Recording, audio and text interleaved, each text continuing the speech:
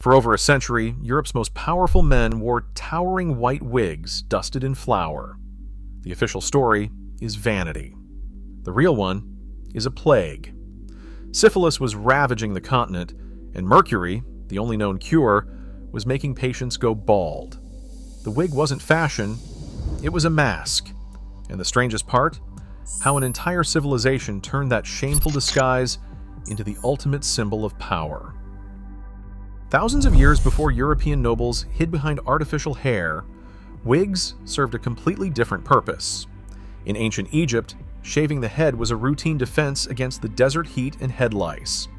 Wealthy citizens wore elaborate hairpieces made of human hair or sheep's wool, using them as shields against the sun and obvious markers of status. These ancient designs were practical, ceremonial, and worn with pride. But the European periwig belongs to an entirely different lineage, one born from a desperate, early modern struggle to hide a sudden and devastating decay. In 1495, a brutal outbreak erupted among the troops of French King Charles VIII during the invasion of Naples. This was the arrival of syphilis, a highly contagious venereal disease that quickly swept across Europe, crossing strict class lines to infect peasants and nobles alike. The infection was devastatingly public.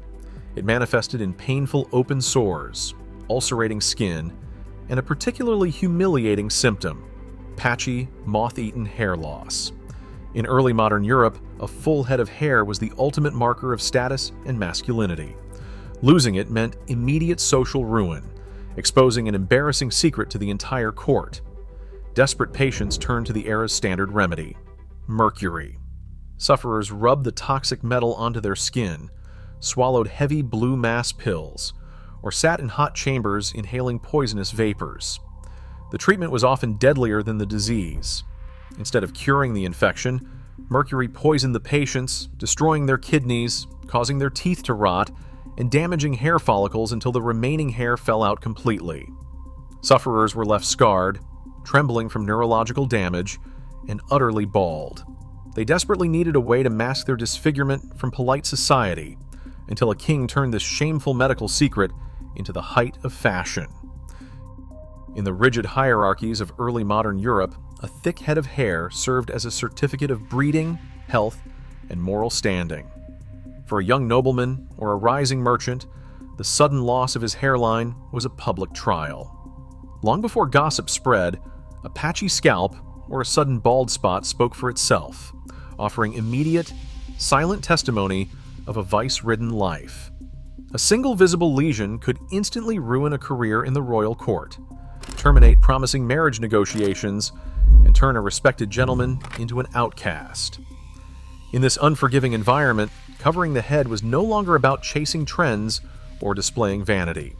It became an act of raw social self-preservation, a desperate attempt to shield a family name and livelihood from a disease that could dismantle a man's future long before it ever claimed his life. To survive in public, people needed a rapid, reliable solution. The early modern hairpiece was first and foremost a functional prosthetic. Unlike natural hair, which took years to grow back, if it grew back at all, an artificial scalp could be purchased and worn in a single afternoon, instantly restoring a clean, healthy profile.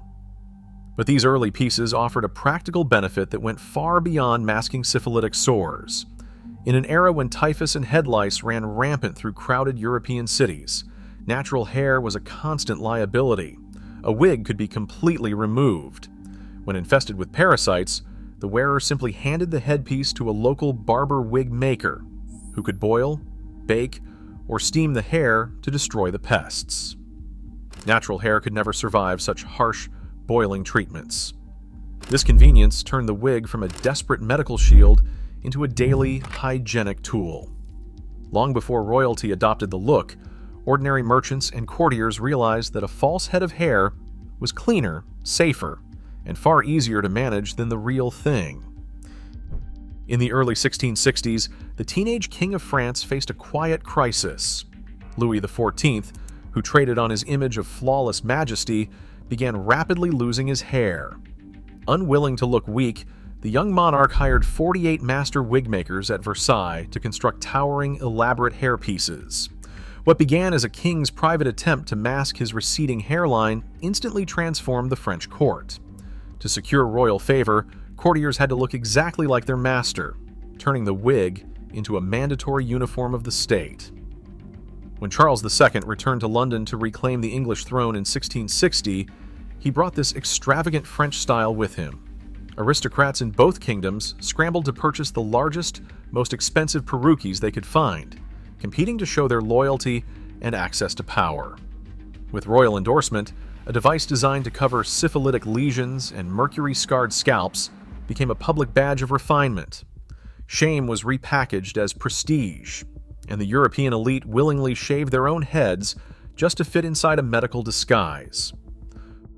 Once the ruling class embraced the medical cover-up, a fierce arms race of vanity erupted across the courts of Europe.